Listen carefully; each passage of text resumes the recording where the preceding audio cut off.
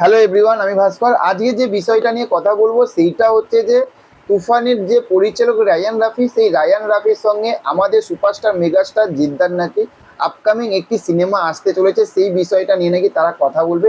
এই রকম একটা সোশ্যাল মিডিয়াতে একটা ঝড় উঠে গেছে।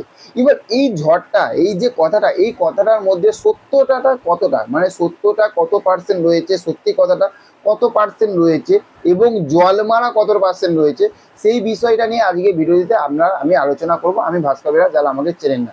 তো চলুন প্রথমে ভিডিওটা শুরু করি।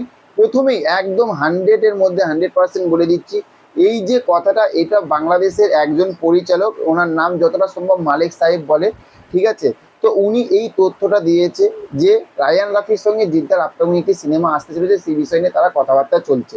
তো এইটা 100-এর মধ্যে 100% কিন্তু এটা একটা ফেক কথা। এটা একটা হচ্ছে যে বাজার গরম করার মতন কথাবার্তা।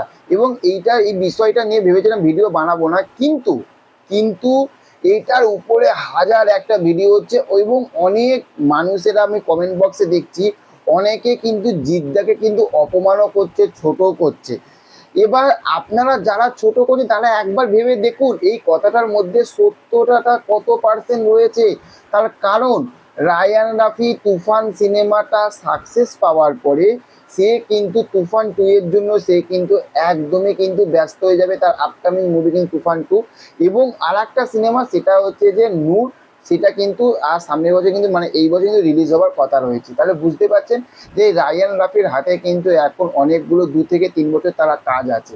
নেক্সট হচ্ছে যে আমাদের জিদ্দা পরপর ঈদের জন্য এবং নেক্সট আরও 2-3টে মুভির জন্য তার কাছে কিন্তু একদম সময়টা নেই। তাহলে সে কখন এই যে সিনেমাটা, এই যে আপডেটটা বলছে, এটা কখন হবে? মিনিমাম 4-5 বছর পরে হবে না। এবং এখন না রায়ান রাফির হাতে সময় আছে, না জিদ্দার হাতে সময় আছে। ওই জন্য যারা বাজার গরম করছেন এবং যারা খারাপ খারাপ কথা বলছেন, তারা প্লিজ একবার পুরোপুরি তথ্যটা জানুন। এটা একদমই পুরোপুরি 100-এর মধ্যে 100% কিন্তু একটা জল মারা কথা, একদম জল মারা। এই জন্য এইসব গুজবে আপনারা কান দেবেন না। যদি ভবিষ্যতে এইরকম হয় তাহলে তো খুবই ভালো হবে। আমাদের মতন সবাই যারা সাকিব খানের ফ্যান রয়েছেন, রায়ান রাফির ফ্যান রয়েছেন, জিদ্দার ফ্যান রয়েছেন, দেবদার ফ্যান রয়েছেন, বাংলা সিনেমার যারা ফ্যান রয়েছেন, তারা সবাই খুশি হবে। তবে এটা এখন কোনো মুহূর্তেই একদমই কিন্তু সম্ভব না। কোনো গুজবে কান দেবেন না। সঠিক ভিডিও নেবেন, সঠিক ভিডিও জানবেন, তারপরে সব কিছু রিয়াকশান দেবেন। তো চলুন, দেখা হচ্ছে নেক্সট অন্য কোনো ভিডিওতে আপনাদের সঙ্গে। আপনারা অবশ্যই ভালো থাকবেন। Okay, thank you, have a nice day, tata, bye by.